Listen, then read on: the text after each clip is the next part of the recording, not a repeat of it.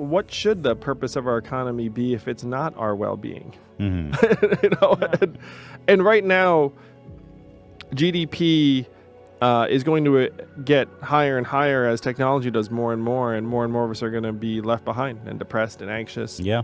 And so if you don't get those measurements right, then you wind up in this tug of war that I think many of us are already feeling. Mm-hmm. One of the questions they posed was, you know, the GDP and the economy is doing better than ever, but the real point, you know, is, well, Why doesn't it feel like what does that mean for real people? Yeah. Just because the S&P 500 gained 50 points yesterday, that doesn't affect 90% of the people living in America, you know? It doesn't. And that's the disconnect. 80% of the stock market wealth is held by the top 8% of Americans, to your point. Right. So, and the bottom 50% of Americans own essentially zero.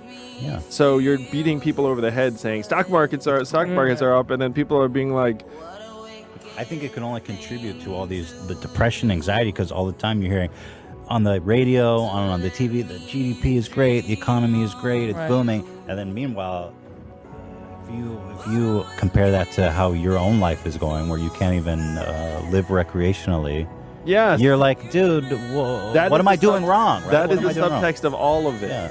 And so if you were to actually just put out the real measurements saying, hey, we have a student loan debt load that's unprecedented, $1.6 trillion. Mental health is decreasing. Drug addictions at record highs. And you were to put these measurements out, then you would see just how poorly many of our people are doing. And then you'd put energy towards solving those problems.